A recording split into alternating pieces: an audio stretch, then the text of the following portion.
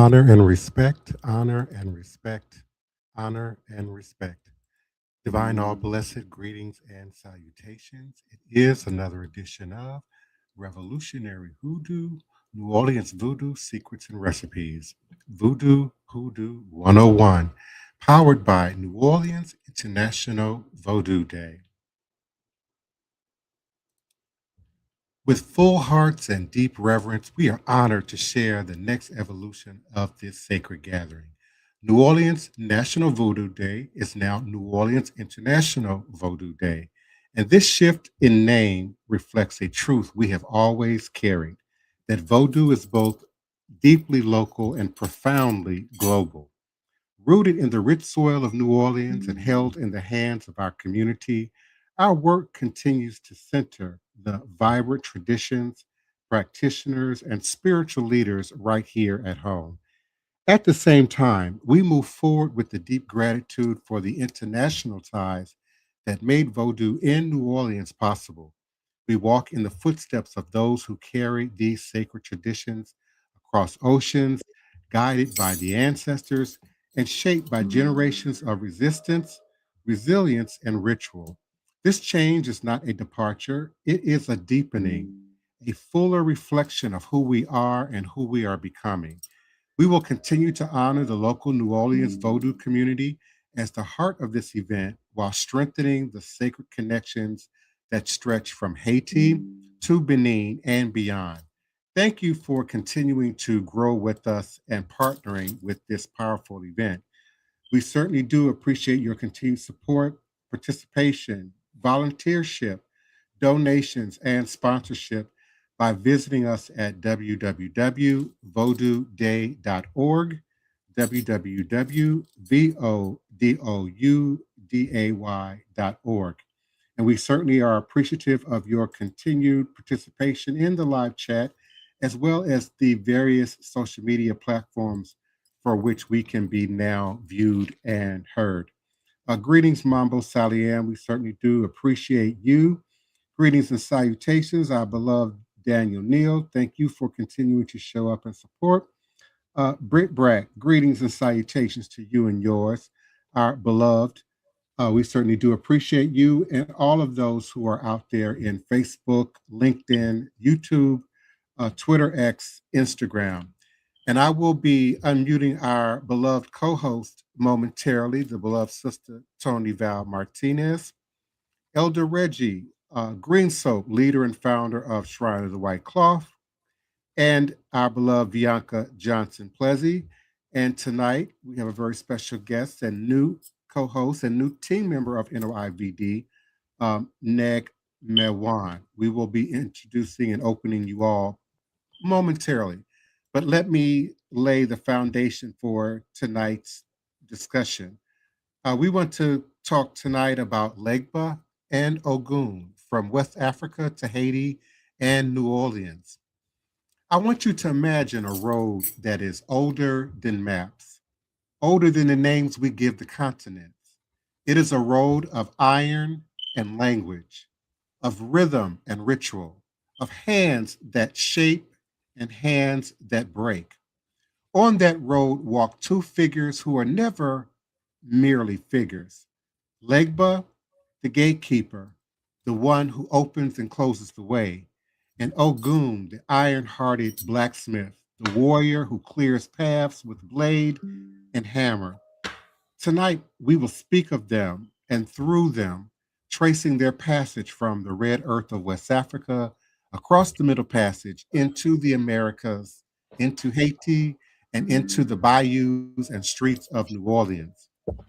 We will speak of memory, of survival, of ceremony, and of the living partnership that binds us now to Ouida, Benin, and to the Haitian community. I begin in the shade of the Iroko tree, where the air tastes like smoke and palm sap. In the markets and shrines of the coast, people call Legba by many names. He is small and old, and young all at once. He stands at thresholds, at crossroads, at the mouth of the village. He is the one you greet before you speak, the one you ask permission from before you begin. Legba is language made flesh. He is the language that breaks tension, the sly wink that says, I know the way. And he is also the keeper of secrets, the one who can close a door and make it impossible to pass. To honor Legba is to honor the fact that every journey begins with a choice, and every choice requires a voice. Ogun stands beside him, but he is not the same kind of presence. Oh no. Ogun is the heat of the forge, the ring of hammer on anvil, the smell of iron and sweat. And he is the one who makes tools and weapons, who clears the forest and builds the plow. He is the force that turns raw potential into something that can change the world. Ogun is transformation through labor. He is the ancestor who taught us to shape our fate with our hands. And in the village, when a new path must be cut, when a new house must be raised, people call upon Ogun. They bring him offerings of rum and palm oil and the first fruits of their labor. They ask him to bless the blade, to steady the hand, and then the sea takes them. The middle passage is a wound in the world's memory. It is a corridor of loss and of impossible endurance. Legba and Ogun do not travel in the way we think of travel. They travel in the hearts and in the rituals that people carry with them. And when the captives were forced onto the ships, when names were stripped and languages were drowned, Legba became the whisper at the threshold between life and death. He became the small, stubborn voice that said, there is still a way. And Ogun became the memory of the hammer and the blade, the knowledge that iron can be both tool and weapon, that skill can be a means of survival, even when everything else is taken. And on these ships, people held on to fragments. A song hummed under the breath, a rhythm tapped on a plank, a prayer muttered to a God who had always been at the crossroads. These fragments were seeds. They landed in new soil in America, in the Americas, in the Caribbean, in the places where the enslaved were forced to build new lives. Those seeds found light. Legba's role shifted and expanded. He became the one who could open the way between worlds, between the living and the dead, between the old names and the new. He became the sly negotiator who could speak to both colonizer and captive, who could hide messages and proverbs and lullabies. Ogun's hammer found new anvils. He became the maker of shackles and the maker of tools that would one day be used to build freedom. He was paradox, the same iron that bound could reshape into plowshares and into the instruments of resistance. And in Haiti, the spirits found a new language and a new stage. Voodoo there is not a relic. It is a living, breathing system of relationship. Legba is present at the beginning of every ceremony. And before any prayer, before any drum beat, Legba is called. He is the one who opens the gate so that the Loa may come down and speak. He is the one who listens for the right moment, who judges whether the path is clear. And in Haitian Vodou, Legba is often portrayed as a trickster, a storyteller, a man with a cane and a pipe. He is also the one who mediates between the Loa and the people. And to call Legba is to ask for permission to enter the sacred spaces. And so, as we begin to ask our beloved co host to unmute and join the conversation, we want to be reminded that this is Black History Month, and it is a time to remember, to honor, to teach, but it is also a time to act. But when we speak of Legba and Ogun during this month, we are not only recounting rhythm, we are naming the forces that have guided survival and resistance. We are acknowledging that spiritual systems carried across the Atlantic were not passive relics. They were active strategies for survival. They were ways to keep community alive when the law said you were property. They were ways to keep language alive when tongues were cut off. They were ways to keep hope alive when hope was outlawed. New Orleans International Vodou Day is a moment to celebrate that living tradition. It is a day when the city recognizes the spiritual heritage that has shaped its music, its food, its language, and its politics.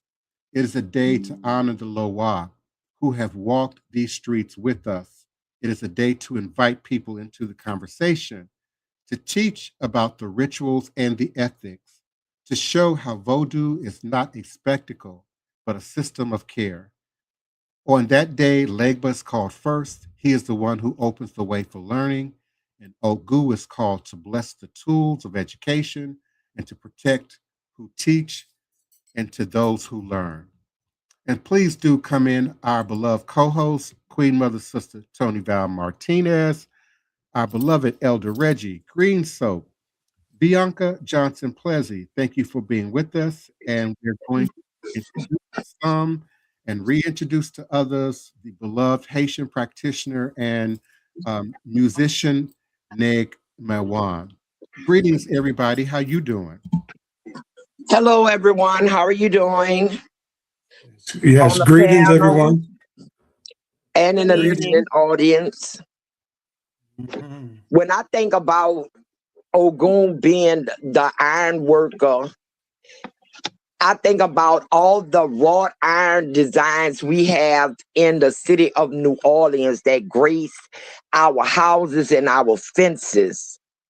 We have so much master ironwork that were done by enslaved Blacks and free Blacks. And what a lot of people don't realize, some of those decorations that are in that ironwork are actually Adinkra symbols made into the ironwork. I think the most sought after ironwork is the corn stalk ironwork, but it's beautiful. It graces our balconies. The French Quarter is filled with it. And when you think of the time and the craftsmanship, they had to have to bend that iron to their will and make it come out like that. I mean, I can't imagine it. It's easier for me to imagine making horseshoes, but the wrought iron work that they do, I just can't imagine it. I can't imagine it. That skill. And blacksmiths were highly praised in this city and brought their owners staggering amount of money to rent out to ironwork yards.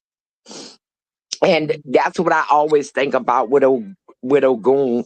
What say you, Elder Reggie? Blessing everyone. Good night. Thank you, Sister Toni, for the past Divine Prince. Excellent show. And everyone on the panel and our esteemed guests. I won't be long, but you kind of took some of my thunder, Sister Toni, with the wrought iron work in the French Quarters.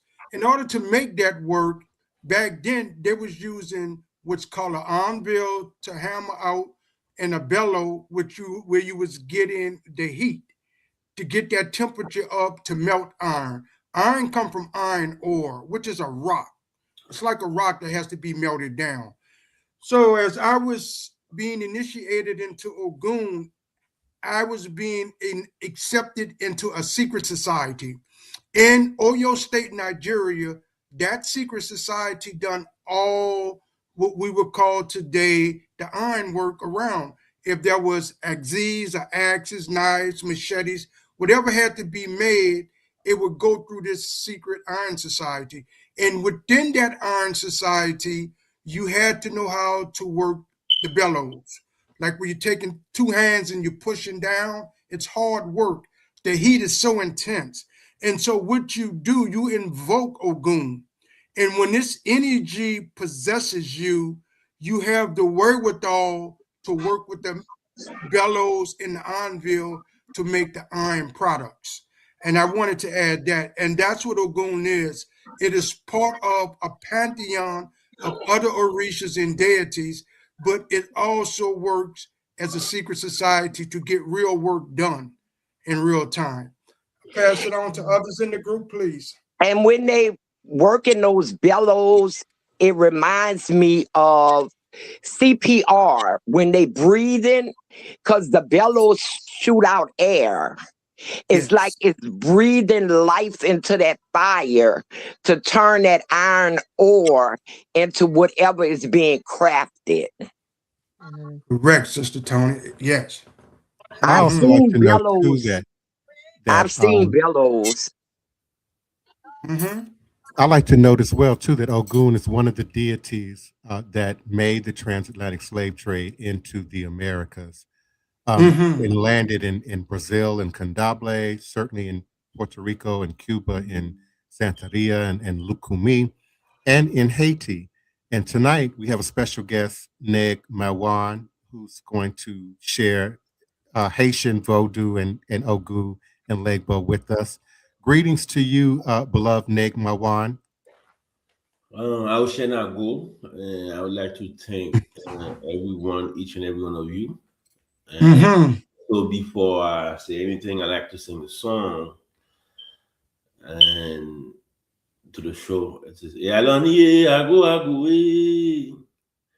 Yaloni ago ago gadi na trila na sobagia gadi na trila na sobagia dogwe samina o avant notre fuck nous jeter de l'eau." It's like pouring water and saying thanks for inviting me to the show.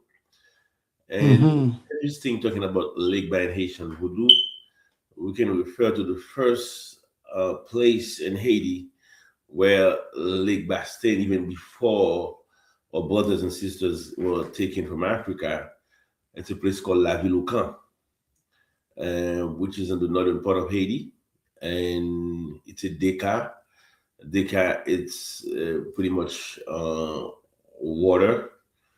And they have a initiation like for Deca, same as like if you're doing Santeria, it's like for one spirit as far as I'm concerned. And they have certain Lakou in Haiti as well. That's also a Deca, which is like Lakou Souvenance and Lakou Soukri Danache, which is in the Latibonite of Haiti, pretty much in Gonaïve. Heard Voodoo Prince, Chief Voodoo Prince was talking about Legba as the one that the transition between the living, which is the same role in Haiti. He has different name based on the other systems so that we were talking about. But Legba is very important, in Haitian Voodoo. They always refer to it as Papa Legba. And when I mean Papa Legba, it's like they see Legba as an old man with lots of knowledge and able to. I'm sorry, I'm to the phone.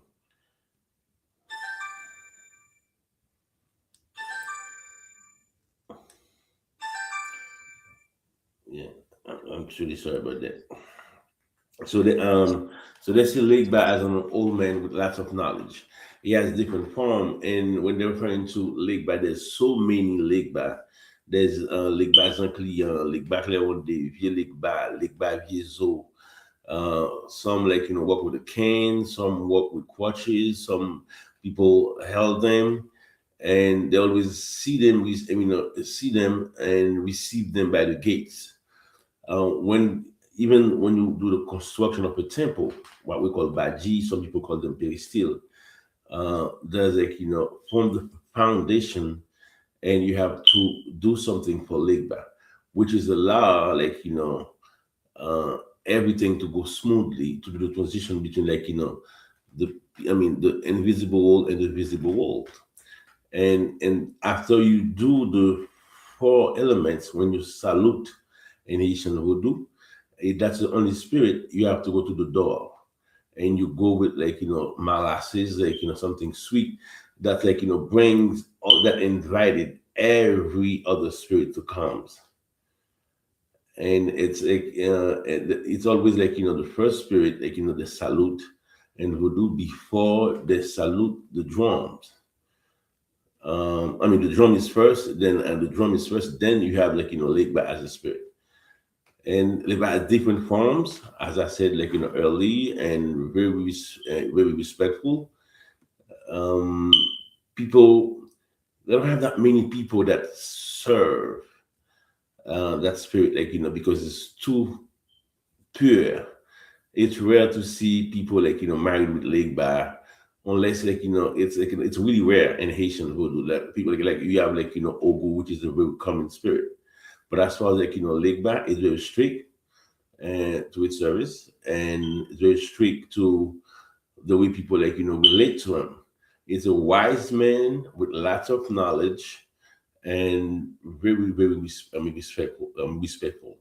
Legba always they have color of white, black. It all depends. And for services for Legba, they always refer to a rooster called Zinga, and they also even if you don't have a temple baji, and you got to have Legba for everything, because before you address any spirit in the Haitian Voodoo, you got to ask Legba to give you passage so you can work with the spirit.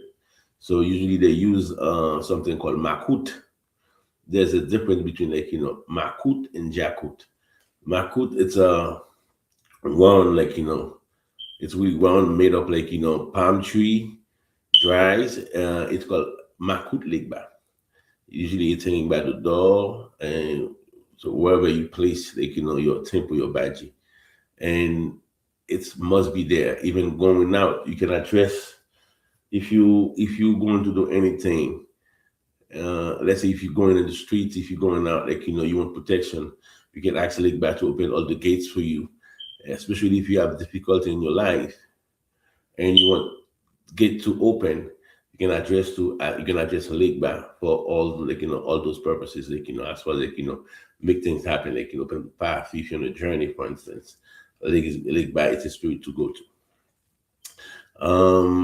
As far as Ogu, Ogu, it's as I said, a well-known spirit in Haitian Voodoo. Most people, it's really rare to have a place where people don't refer to as Ogu, or they don't have any Ogu, and there's different form of Ogu. Even it's one thing I would say I forgot to say, which is really important about Legba. Legba can be in every space. When we talk about Legba, they also Legba in Nago too, because when you're addressing the Nago nations, and you gotta address Legba Gwetor, which is Nago, before that opens the gates for other Nago. The song says the Legba Gwetor Kilwawi, Legba Gwetor Kilwawi, Asha Delike Sepa Nago sa. Legba Gwetor Kilwawi. It's the same thing, where you have just Legba and the Nago. But the Ogun, it's there's so many of them. And they always refer to the first Ogun as Osan when you to that tribes. You do Osan, all the Osan, then you do Saint Jacques. Then after that you do all the Ogun, Ogun. It's it's people see it as a diplomat, as a warrior, as Prince was saying. He's also very elegant, charming, as a protector as well, and he's a fighter. He's a fighter. So when Haitians and places where they have difficulty, that is addressed and refer to Ogu for protection, or address Ogu for anything which is they're struggling with. So Ogu is the spirit to go. And there's so many Ogu, so many. But there's one Laku in Haiti that dedicate his service for other Nago. It's called Laku Bajo, which is it's on Decap, it's in Gonaive. And there's a history about that Laku with the Nago nation, and they refer to Dessalines as after he passed away, and he becomes Ogu. Some people like there's a lot of myth about Dessalines, but one thing that I have to tell you, which is like true about the history, is that Dessalines used to have a good relation with the Nago tribes in Haiti. Lakubajo. He used to be friend with Azor Padi, which is the founder of the Laku Nago, which is over 200 years old. That Laku been existed since 1789, I believe. Yes, 1789 or 1791. I don't remember exactly the date, but if you Google Laku Bajo, which is not even gonna see the dates, and where before the last fight, Dessalines was there and he used his sword, like his sword for independence, still there. As we're talking about, black independence, I think we need to emphasize on that to understand, as far as freedom for the Haitian people, that Nago tribe was really involved. And even at the last battle, which is the Vetier, November 18, and lots of brothers and sisters were entranced with Ogu, such as Osan. When we refer to a soldier called Capo a la Mort, and you will hear a story like Bullet was Hades' horse and hat, and he kept saying let's go, let's go, let's go. And most of the at that time were possessed by the spirit, Nago spirit, and even the rhythm, like when you listen to it, it's the rhythm itself, like going cold. It's a warrior, when you have it's like when you're in trouble and you feel like you're possessed by the spirit of Nago. You feel like you're just 1,000 men themselves. So to make a long story short, Dessalines and was very involved with the Nago tribes, and before he gave the speech, and he went to the Nago Laku and do a great ceremony to say thank you, and that sword still there at the house of Ogun Badagri at Laku Souvenirs.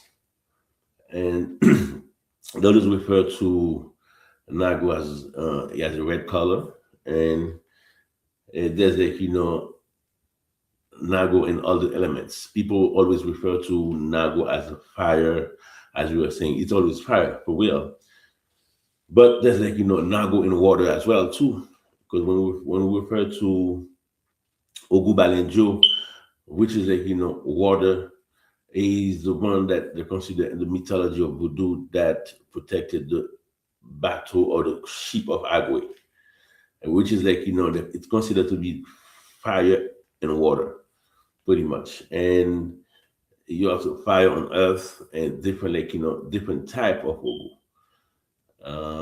We can refer to, there's that we call as many as more than maybe 60 Ogu, Ogu from Rada, Ogu from Nago, Ogu from Alada, and there's even Ogu from Petu as well. When we refer to Ogu Jerouge, they're like Petu Ogu, which is has a different form in Haiti, because Petu, it's a rhythm that took place in Haiti.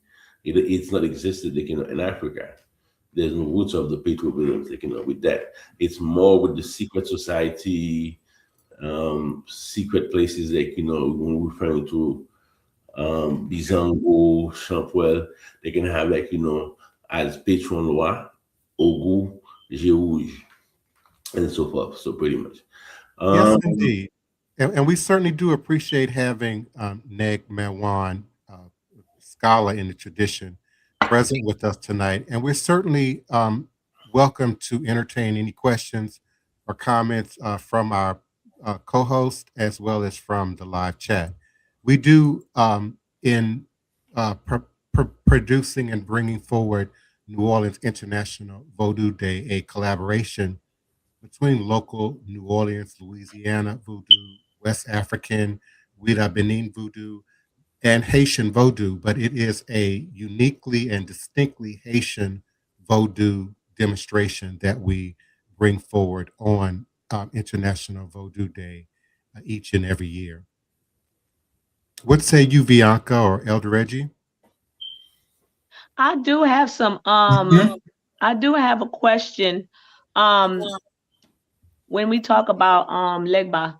So I do notice that like there are people who have different altars or spaces that they set up for other different orisha, like even if it's just for Oshun or Oya, other different orishas. But you know how you're saying that in order to communicate with the spiritual world or to communicate with them, you have to go through Legba, with him being the gatekeeper. So for the people out there who are creating these spaces and communicating with other different orishas, what are you guys intake as far as how they go about that? Is do they have to set up a space or altar for Papa Legba next, like in front or next to the other different orishas that they have the space and communicate and still go through him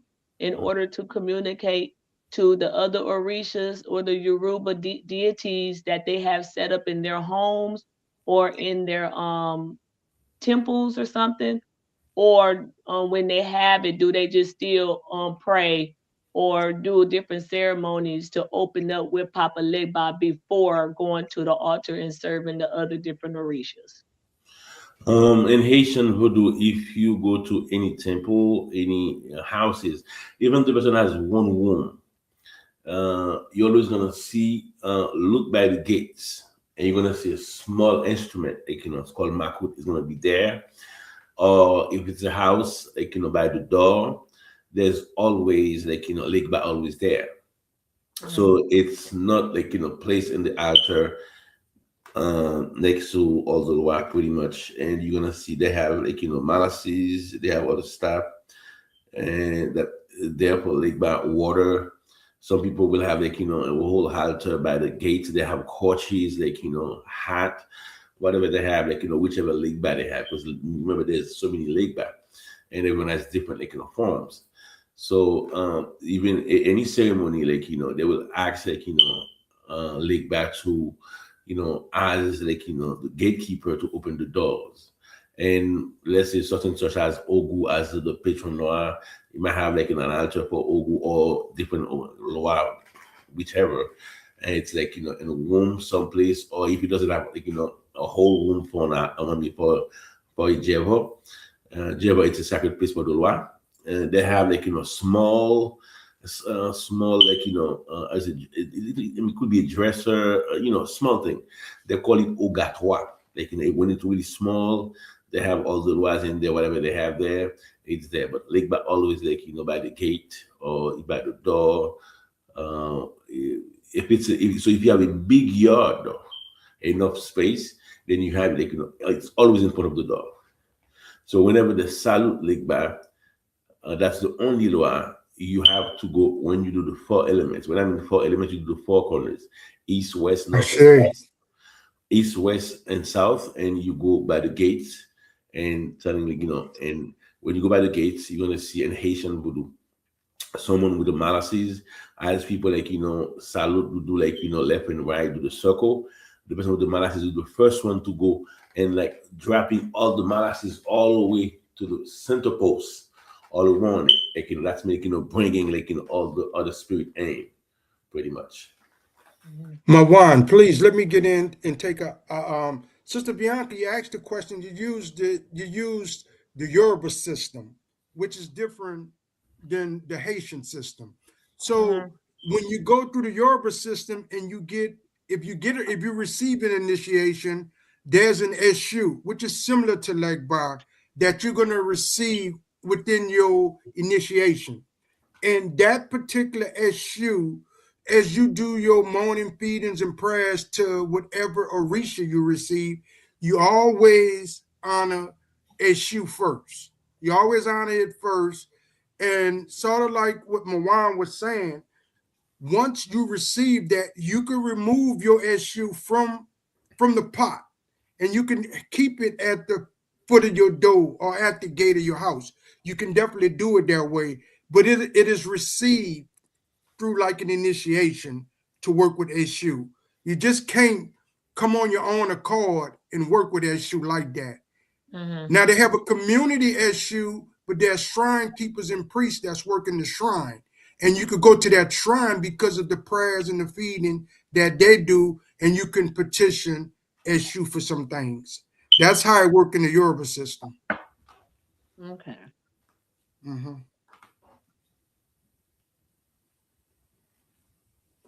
Then we have a there is another question that I do have.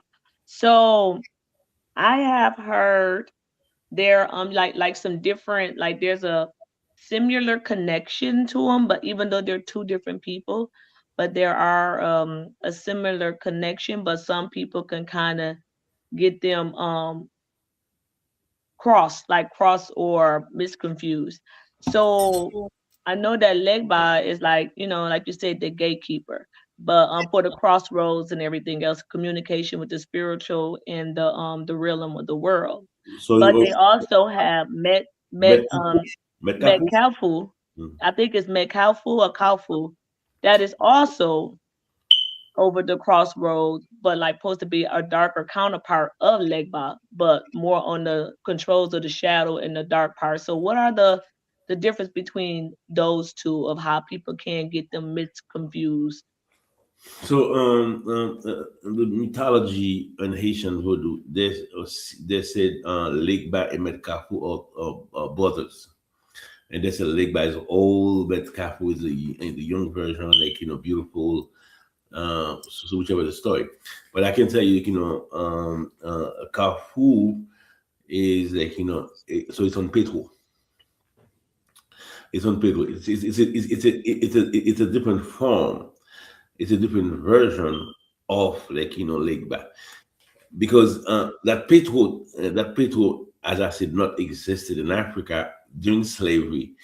They have to convert to a different dimension, like dimension of Bizango, dimension of Sampwell.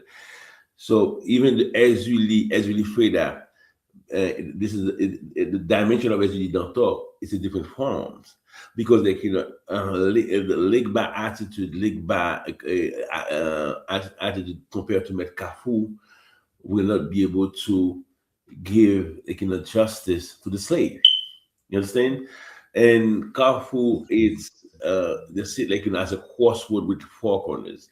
So that's the one that we use when we're doing expedition. Like, let's say if you're doing a work, and you want to expedite that work, like, you use Carrefour, and you also use Carrefour, the crossword, as to set out trap, doing like, doing slavery, all kind of thing. And still, like these days, Carrefour, it's really well known. It's part of like, secret society. I mean, now they call them like, sacred society, because like, before the secret society was like, nowhere to be found, like, but now you can go, all these people doing like, Bizango, they like, secret, the houses, but before you don't, because this is why during the plantation, they don't use no drums, they use their feet to play music, because the drum, like, so high, can like, give up, this, exactly where they at. And this is why they use food.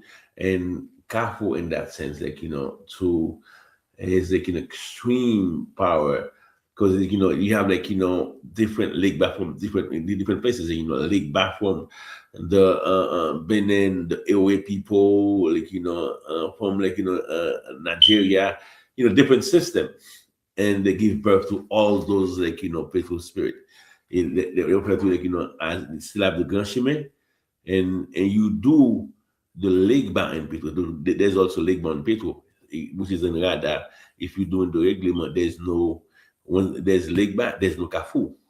You understand? There's no Legba. There's Legba, and in Petro, there's Petro's in Legba too. Then you have the Grand Chemin, then you have Marasa, then Carrefour is after that. And if you hear the songs, like, will tell you, the whole purpose of Carrefour, and even if you're doing like an initiation, like, most like, they have to take you to a Carrefour. Yes, understand? yeah. Please, Nag Mawon. We come to the end of the show. The information you bringing out is powerful, and hope you continue to come and bless us with your knowledge because I'm actually learning myself. But we're gonna shut it down tonight. Divine Prince, if you want to give greetings to the other sites, and then I'll close it out. Yes, this indeed has been a powerful, powerful episode. I'm grateful and appreciative of everyone who came out to experience Neg Mawon as we share Legba and Ogu. And yes, we certainly appreciate you coming and hope that you will be a part of our panel in days to come. Thank you to all of our Facebook listeners and participants, LinkedIn, Instagram, YouTube, and certainly Twitter, X. And we're always grateful for those who show up and participate in Instagram. Lulabelle, we certainly do appreciate you. Modern Spice One, thank you for coming. It's Nay the Dog, we certainly appreciate you. Kimberly Majin, thank you so much for coming through. Youngin with that, thank you for stopping through. Maddie Lou, we appreciate you. Platinum Gold, thank you for coming through. Jorge Pez, thank you for coming through. Andre Wright, we appreciate you. Mark Infinity, thank you so much for coming through. Peace and love to you and yours as well. Zay Shots, thank you for coming through. Tridge, Jimani, I hope I said that right. Thank you for coming through. Rafaela, we appreciate you. It's Mayas time. We appreciate you coming through. Jess and Allegory, thank you. Fire Lotus, thank you so much. El Hio de Guayaba, we certainly appreciate you. Ivy Samir Bashada, thank you for coming through. Zook Baby, thank you for coming through. And we invite you to join us again Monday through Friday, weeknights, 9 p.m. U.S. Central Standard Time, on a platform or by way of our QR code, which can be found in the upper right corner of your screen. And please do take note of Neg Mawon's YouTube channel, youtube.com at Rudolph Pierre, as well as youtube.com AYIBOBO Music Group. And we're going to now turn it over to Elder Reggie for our closing. We like some advertisement. It's Carnival time in New Orleans. February the 16th is Fat Tuesday, also known as Mardi Gras Day. We have a large selection and variety of Santa Muerte statuaries available at the Island of Salvation, Botanica. That address is 2372 St. Claude Avenue, Suite 100 in New Orleans. And we will always mention NOIVD Podcast. Our next new moon ritual, prayer, and application ceremony will occur on the new moon Sunday, March 18th in Pisces. Time, 6:30 p.m. Location, 710 Cluid Street. We call it the Cluid Gardens. And what it is, it's a ritual spiritual warfare gathering and ritual. I say, lest we forget.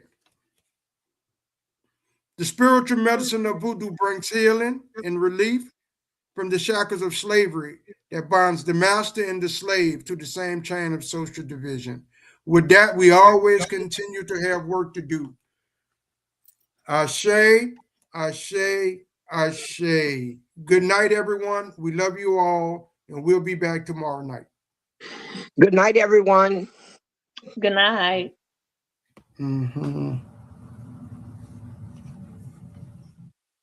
Voici la danse la plus difficile au monde, la danse Zaouli.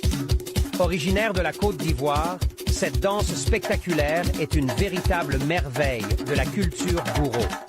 Réalisée avec un masque coloré, souvent représentant une figure féminine mythique, le Zaouli est bien plus qu'une simple performance. Ce qui rend le Zaouli exceptionnel, c'est la complexité de ses mouvements. Le danseur, en tenue traditionnelle, exécute des pas rapides et fluides qui semblent défier les lois de la gravité. Les mouvements de ses pieds, en particulier, sont d'une précision incroyable, presque surnaturelle. Accompagnée par un ensemble de tambours et d'instruments traditionnels, la danse zaouli est un véritable spectacle de rythme et d'énergie. Elle est souvent pratiquée lors de cérémonies importantes, telles que les fêtes communautaires ou les rites de passage, renforçant l'unité et la cohésion sociale. Inscrite en 2017 sur la liste du patrimoine culturel immatériel de l'humanité par l'UNESCO, voici la danse la plus difficile au monde. What is that?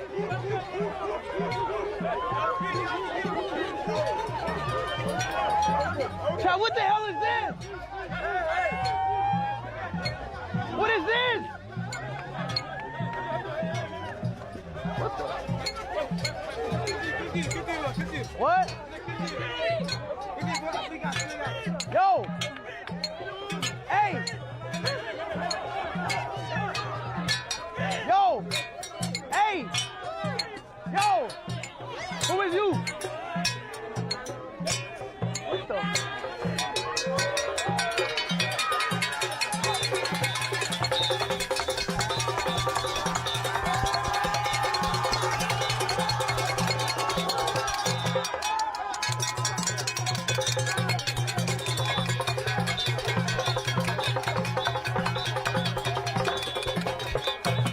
What the hell?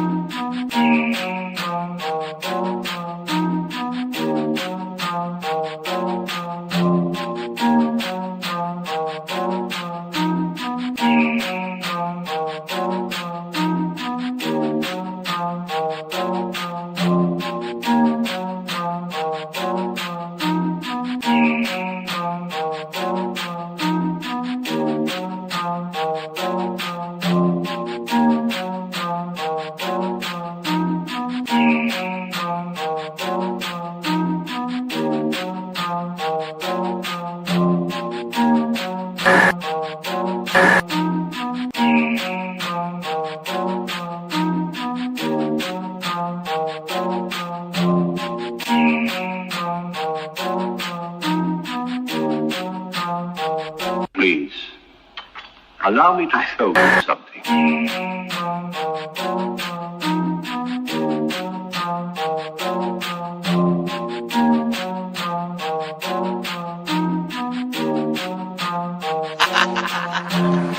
They say I'm crazy and that might be true. I got this white in my DNA, yeah, I'm coming for you. It's time we turn the tables, flip these motherfuckers on you. I wanna see you hanging from trees, it's time you pay for your dirt and your showtime. You created the monster, you created the beast. Now all this savagery you just gon' reap. I'm coming home, daddy, to the plantation, and I'm taking the lives of everybody, including the children, on some Nat Turner. Oh, do you hear that sound? It's about to go down. Unleash the beast, we about to tear this motherfucker down. Do you hear that sound? It's about to go down. Unleash the beast, we about to tear this motherfucker down.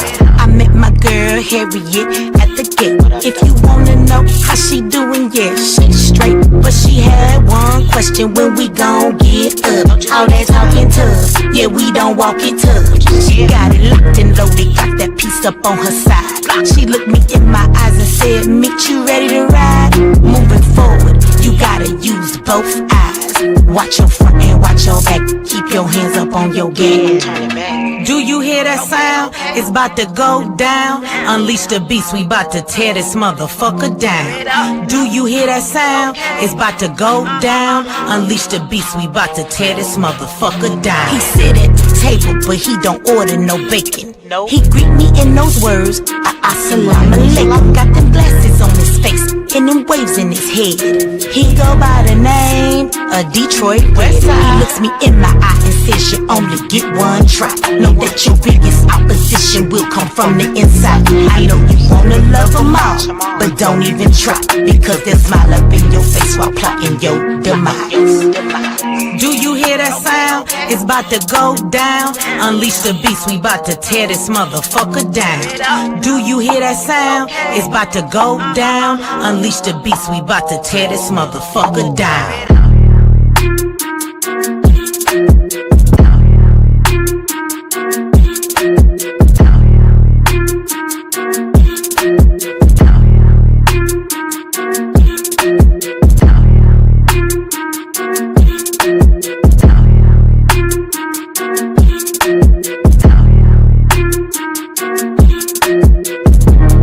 We are the children of the ancestors that weren't perfect.